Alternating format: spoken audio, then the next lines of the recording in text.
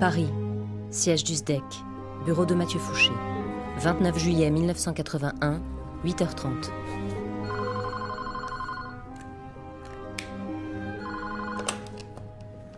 Monsieur le directeur, Oui. j'ai Hector Créange pour vous. Je transfère l'appel. Demandez à ce que l'appel soit localisé, vite. Et dites à Morel de venir dans mon bureau. Passez-moi Créange. Bien, monsieur. Allô? Monsieur le directeur, bonjour.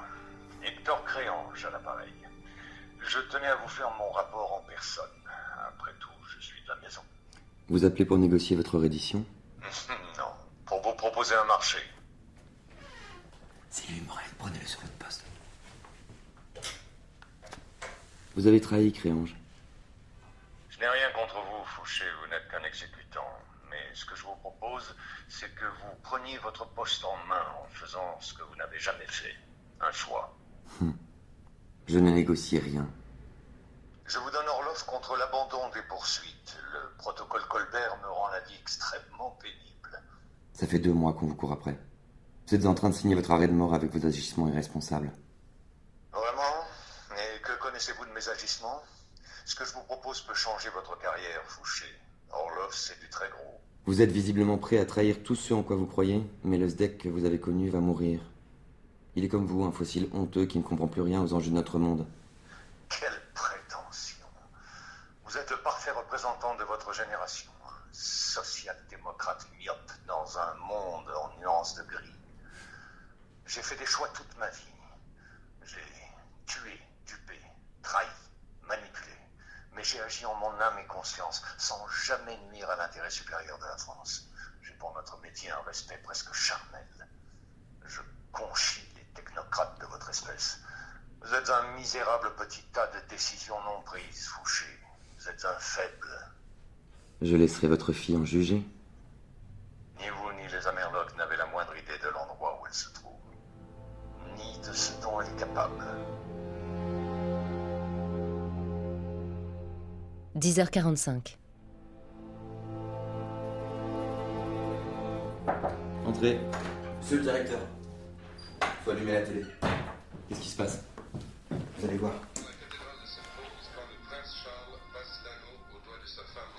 Là, au 9e rang avec le haut de forme.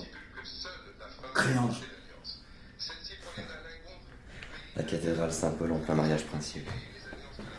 Le seul endroit au monde où on peut rien faire, et il le sait.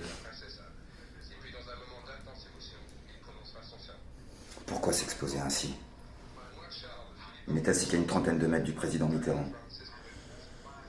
J'imagine qu'il va rencontrer un contact ou une aide potentielle. Il était obligé de s'y rendre et savait qu'il allait être reconnu. C'est pour ça qu'il a essayé de négocier ce matin. Bon, on attend la fin de la cérémonie et on le cueille. Le MI5 a des agents partout aux abords de la cathédrale. Ils peuvent nous aider à le coincer. Ils en ont rien à foutre. Le jour du mariage de leur prince, Créange, c'est le dernier de leurs soucis. Je fais envoyer tous nos agents de Londres à la sortie du mariage. Ça va être un beau bordel dehors, mais ils arriveront peut-être à l'intercepter. Il faut opérer dans la plus grande discrétion, Morel. On ne peut pas se permettre de venir gâcher la fête des Anglais. Très bien. On passe en salle de crise.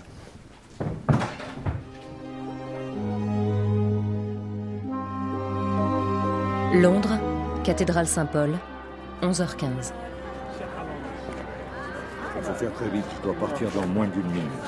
Vous confirmez l'opération? Oui. Écoutez-moi attentivement. Je déposerai la marchandise dans un coffre au siège de la banque UBS à Lausanne. Vous passerez ensuite un ordre de virement au profit d'un compte numéroté au sein du même établissement. Tenez, voilà la série de chiffres. Vous êtes toujours d'accord sur la somme que nous avons négociée? Oui. Bien. Une fois l'argent sur le compte, le directeur vous remettra la clé du coffre. C'est seulement à ce moment-là que je pourrai toucher l'argent. La sécurité de la transaction est garantie par la banque. Et si la marchandise est défectueuse? Vous ai-je déjà déçu? Je suis suivi, je dois filer.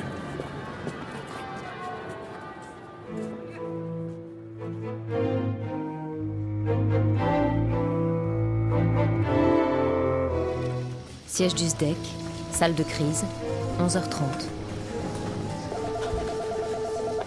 Je prends, je mets sur haut-parleur. Allô? Il est introuvable. Il a profité de la sortie de la cérémonie pour disparaître. Bien, gardez des hommes sur place et précipitez le reste entre l'aéroport et les gares de Londres. Reçu. Morel, il va quitter Londres. C'est maintenant qu'il faut le coincer. Bien, monsieur. Positionnez des hommes à toutes les portes d'embarquement et tous les terminaux. Ils sont pas assez nombreux. Faites au mieux, je veux une liste de tous les passagers au départ de Londres ce matin. Allez, on le tient presque. Antoine, récupérez tous les profils similaires ayant pris l'avion dans la matinée. Croisez les manifestes de vol avec les fausses identités des agents du SDEC. Ils utilisent sûrement un de nos faux passeports.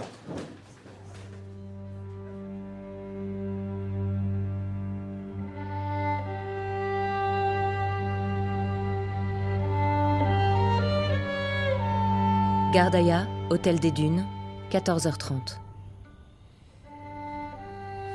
J'ai passé un excellent déjeuner. Un de plus. Vous voyez que vous avez bien fait d'accepter ma compagnie. Dans mon métier, on n'aime pas les rencontres impromptues. Les ressources gazières algériennes sont très convoitées, alors on se méfie. Mais je deviens dingue à force de tourner en rond ici. Vous voulez un deuxième café? Ah, avec plaisir. Rien ne me presse. Younes, 2 autres cafés s'il vous plaît. Tout de suite, mademoiselle.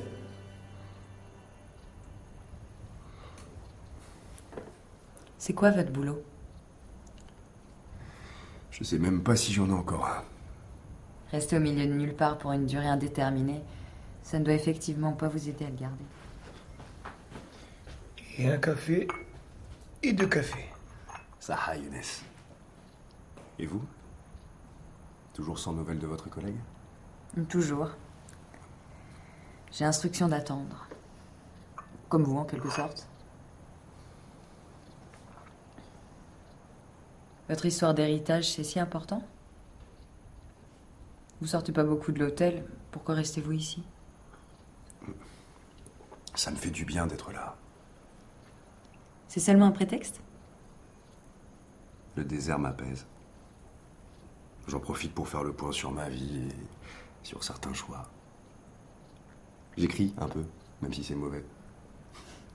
Et je lis aussi. Ibrahim a une bibliothèque merveilleuse. Vous devriez y jeter un œil. Il vous prêtera volontiers ses livres. Vous avez lu Kateb Yassine? Nejma? Non, je n'ai pas la tête à lire en ce moment. Il faut que vous fassiez l'effort de lire Nejma.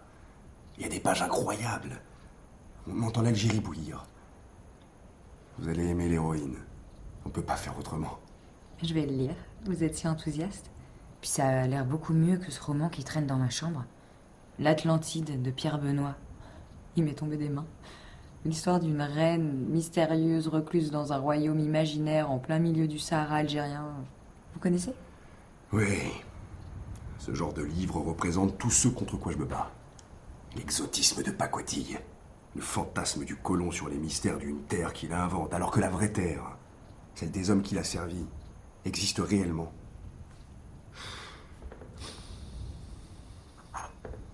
Qu'est-ce que vous faites ici? Quand je vous ai dit que je suis venu à Gardaïa pour une histoire d'héritage, je vous ai pas menti. Je suis sur les traces de mon passé.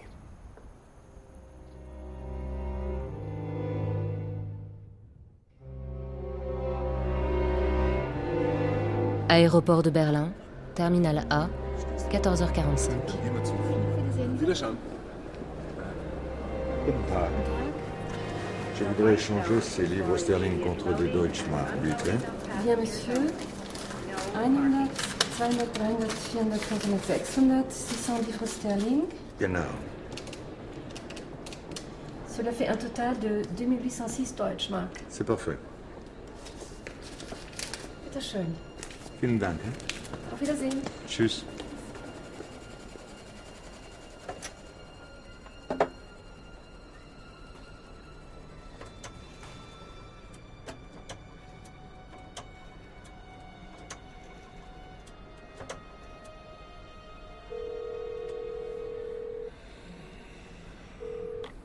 Bonjour Hector.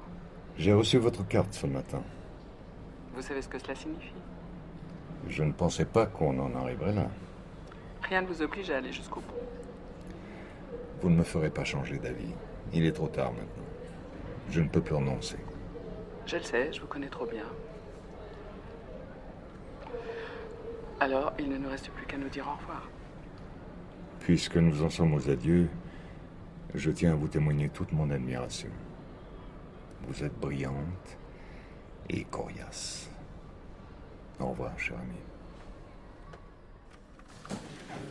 Siège du SDEC, salle de crise, 14h50. On l'a retrouvé. Il est à Berlin. Comment ça? On a un homme voyageant seul au nom de Mathurin Régnier.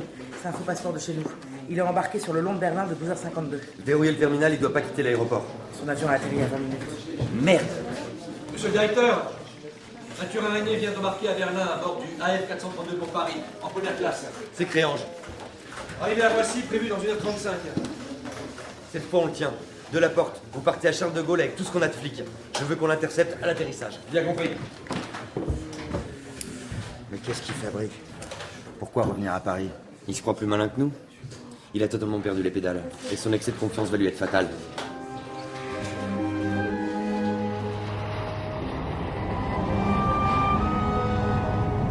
Vol Berlin-Genève, 15h30. Mesdames et messieurs, vous pouvez désormais détacher vos ceintures. Ladies and gentlemen, you may now unfasten your seatbelts. Vous avez sonné, monsieur?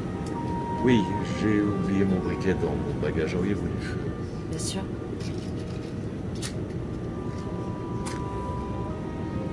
Voilà. Je vous laisse la boîte d'allumettes. Merci. Vous avez besoin d'autre chose? Une eau pétillante bien fraîche, s'il vous plaît. Bien sûr, tout de suite, monsieur. Merci. 16h40. Fouché, j'écoute. Créange n'est pas dans l'avion. Merde! On a bien un Mathurin Régnier, mais c'est un étudiant allemand. Qu'est-ce que c'est que ce merdier de la porte? On a retrouvé 2800 Deutschmark en liquide sur lui. Créange l'a payé pour qu'il prenne le vol à sa place. Putain, il nous a bien eu. Il est doué, c'est certain. Allez, messieurs, on se relâche pas, on va finir par l'avoir. Genève, banque UBS, 17h40. Et voilà, monsieur. Je vous attends à l'entrée de la salle des coffres.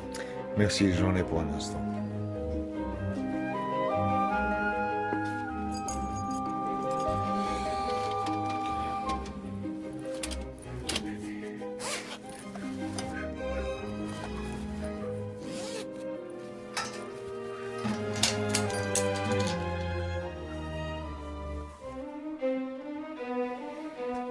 Merci, j'ai terminé. Très bien, monsieur. Je vous raccompagne. S'il vous plaît. Siège du SDEC, 18h20. Monsieur le directeur. Annoncez-moi une bonne nouvelle, Morel. Un de nos contacts de la police des transports suisses vient de nous téléphoner. Il est à la gare de Genève. Et il vient de monter dans le train express pour Lausanne. Le vent tourne. Il y a combien de temps? Moins de 10 minutes. C'est sans doute notre dernière chance avant qu'il ne passe à l'est. Martino, qu'est-ce qu'on a sur place? Un agent civil de la police ferroviaire suisse est à bord du train. Quelles sont les instructions? Il ne doit rien faire. Il reste à bonne distance. Nous allons intercepter Créange à sa descente. On touche au but. Morel, dites à Luciole de l'attendre à Lausanne. Déjà fait, monsieur. Luciole est en moto sur les voies rapides. Il sera à la gare de Lausanne 10 minutes avant l'arrivée du train. Parfait.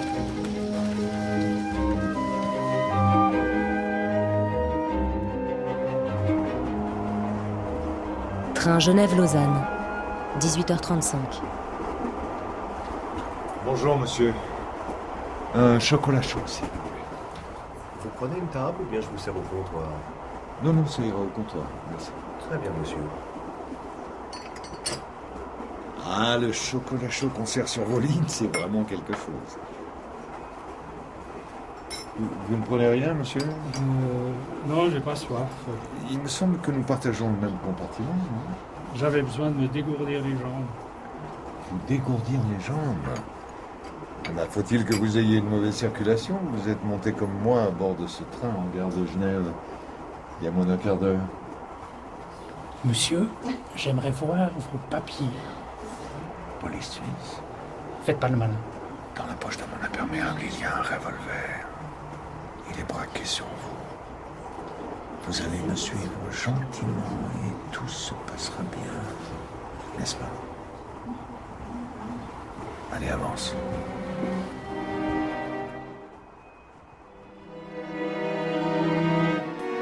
19h05.